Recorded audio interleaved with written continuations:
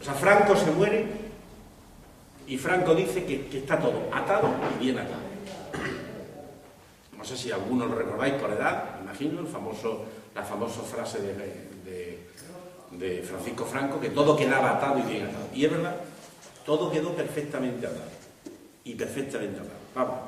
Yo establezco un paralelismo histórico. Sería interesante que algún historiador hiciese alguna tesis doctoral o algún estudio sobre la relación que hay entre la restauración de los Borbones en España y la transición, porque hay mucha similitud en muchas cosas.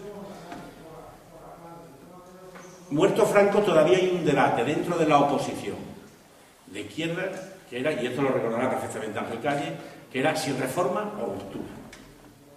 Había un debate si el franquismo se reformaba en democracia o si por el contrario, como decían algunos de los partidos, igualmente Ángel Calle, que decía que no, que el franquismo no debería reformarse, sino que habría que establecer una ruptura con el franquismo. El Partido Comunista, que inicialmente estaba en la ruptura, acabó entrando también en la reforma. Partidos como la ORT, el PT y algunos partidos que ya no existen, no solo fueron eliminados del debate sobre reforma o ruptura, sino que luego la ley electoral se encargó de hacer algo que se quiere hacer ahora también: eliminar la atomización del voto, eliminar a esa izquierda residual que no aceptaba el testamento de Franco ni aceptaba que el candidato a jefe de Estado hubiese sido nombrado por Franco en los años 60 con un falso referéndum que se hizo y que legitimó, desde la dictadura se impuso que el jefe del Estado iba a ser Juan Carlos I. Bien, a partir de aquí, de la muerte de Franco, se convocan las primeras, voy muy rápido, pero para que se entienda lo que quiero decir, se convocan las primeras elecciones generales. Y curiosamente, aquí viene la primera parte del tongo que nos hicieron a todos los españoles, porque tenían que haber sido elecciones constituyentes, puesto que iban a hacer una constitución. Sin embargo, la convocatoria, en esa época tú estabas en la red todavía, ¿no? En el 77 o 79. Sin embargo, la convocatoria fue una convocatoria de elecciones generales para elegir diputados al Parlamento. Pero a esos diputados, al pueblo no se le dijo que iban a elaborar una constitución, porque entonces hubiesen sido elecciones constituyentes. Si se hacen elecciones constituyentes, el pueblo que vota hubiese tenido la posibilidad de ver qué partido vota qué tipo de constitución íbamos a tener a partir del 77. Sin embargo, ese debate se secuestró. Y se secuestró porque el franquismo, en el atado y bien atado, imponía necesariamente que el jefe del Estado tenía que ser el rey. Esto se demuestra clarísimamente no en ese primer tomo de esas primeras elecciones que no son constituyentes, sino que son generales, sino cuando llega el referéndum de la Constitución. Había dos opciones. Si uno votaba sí a la Constitución, votaba a ese paso para salir de la dictadura y caminar hacia una supuesta democracia. Si votaba que no, lo que significaba, lo que entendía el sistema es que era partidario de la dictadura. Pero en el mismo paquete donde se estaba votando esa Constitución, se nos había secuestrado la posibilidad de decidir si el jefe del Estado podía ser elegido por el pueblo o por el contrario, era un derecho de sangre y de cuna del candidato que ya Franco en los años 60 había nombrado como el que tenía que suceder. Es decir, en el mismo paquete donde estábamos votando democracia sí o democracia no, se nos había hurtado el debate de que era democracia sí pero con un rey. No cabe la posibilidad de debatir sobre la República. Sobre la República no se puede debatir. Por lo tanto, hasta el Partido Comunista tuvo que aceptar la bandera del franquismo, la bandera que había ganado la guerra civil, en su primera intervención pública tras la legalización. Porque una de las condiciones para la legalización era que el Partido Comunista saliera con la bandera de los vencedores. Lo cual provocó dentro del Partido Comunista una serie de tensiones, de historias y tal. Claro, esto hay que entenderlo también en su contexto. Hay que entender, yo sé que a lo mejor esto os va a sorprender lo que voy a decir ahora. Hay que entender que en el momento en que Suárez legaliza al Partido Comunista, contraviniendo todo lo que había dicho hasta ahora y contraviniendo a todo el sistema, había un personaje que le pedía a Suárez que no legalizase al Partido Comunista. Y que no lo legalizase porque el riesgo que se corría es que el Partido Comunista se podía convertir en la oposición mayoritaria a este régimen. Y con eso había que acabar. Hay una editorial del País de las primeras elecciones que era no votar comunista, porque era votar guerra civilismo. Por ahí está la editorial, si alguien la quiere ver, me imagino que estarán en la hemeroteca. Se trataba de que no se votase al Partido Comunista, porque la oposición al sistema tenía que venir por parte del Partido Socialista. La persona que le pide a Suárez, y esto está documentado, que le pide a Suárez que no se legaliza al Partido Comunista en las primeras elecciones, se llamaba en la clandestinidad, a ver si me acuerdo, bueno, era Felipe González, que no me acuerdo, Isidoro. Isidoro es el que le pide a Suárez que no se legalice al Partido Comunista en las primeras elecciones. Esto, que puede resultar escandaloso para quien lo esté oyendo por primera vez, no tiene nada que ver, si conserváis las antiguas emisiones de La Clave que se ponían por televisión, tenéis que ver a un republicano que no era comunista, ni de extrema izquierda, ni nada de esto, un republicano de derecha, que plantea, y da más claves incluso, de que cuando la policía los iba a detener, que tenían interceptada el mando de la policía, era no detener a Isidoro. Isidoro no se le puede detener. El régimen estaba preparando ya su transición, ¿vale? Dicho esto, ¿cómo sigue evolucionando después de ese referéndum donde era esto?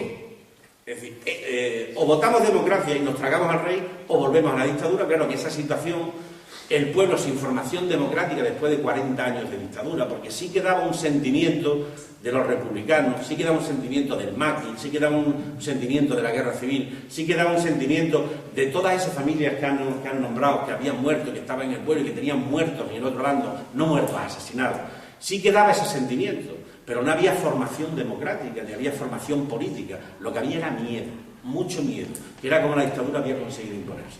Por lo tanto, era un debate que se secuestró fácilmente y un debate que el resto de fuerzas políticas, menos esas fuerzas minoritarias como donde militaba Ángel Calle, la ORT, el PT, la LCR, el MC, que eran fuerzas muy minoritarias, que siguieron apostando, en el primer caso, por la ruptura, y en las primeras elecciones fueron totalmente barridos del mapa electoral como consecuencia de una ley electoral que es la que tenemos todavía vigente y que hacía que no se atomizase el voto a la hora de la representación en el Parlamento.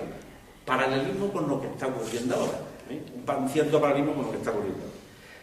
A partir de aquí, yo creo que se activa el modelo de la transición exactamente igual o muy parecido al que fue la restauración de los Borbones. Es decir, frente al principio de liberales y conservadores que se hace en la restauración, aquí hay una alternancia entre la izquierda que conviene al régimen, una izquierda moderada, y bueno, pues una derecha que viene del régimen.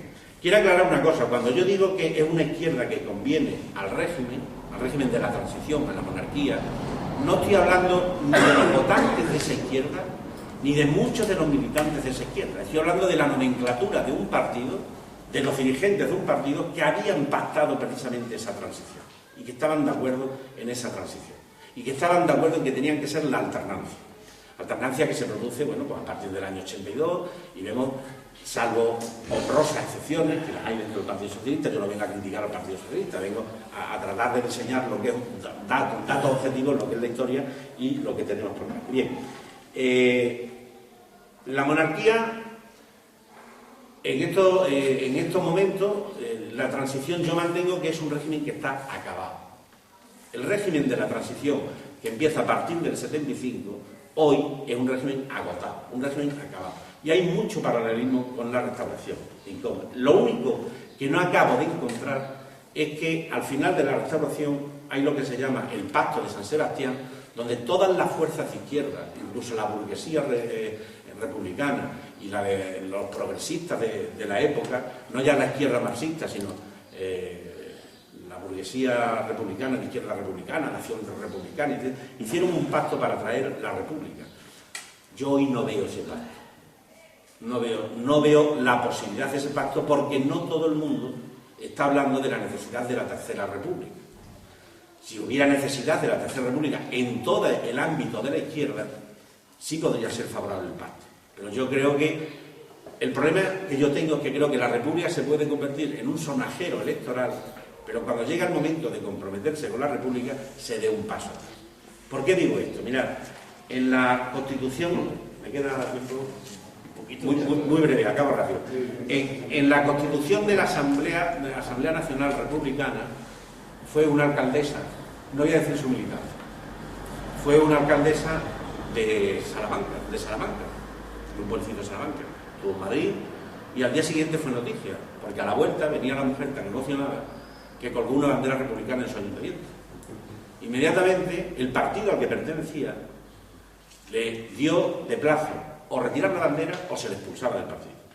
Hoy, sin embargo, algunos miembros de ese partido aparecen con flores republicanas dando mitin pidiendo el voto para la europea.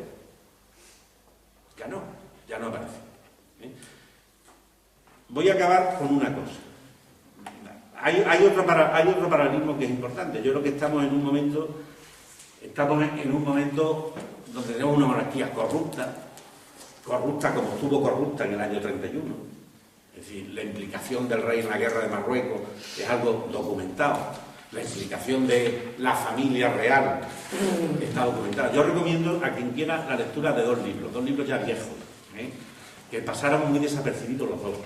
Uno se llama Biografía no autorizada de Juan Carlos I, se llama Un rey golpe a golpe, la biografía no autorizada de Juan Carlos I. Está escrita bajo un seudónimo que se llama Patricia Sperlo. Lógicamente, si hace 10 años que es cuando apareció el libro, alguien pone su nombre y apellido, pues ya sabéis cuál era el futuro que voy a tener en este país.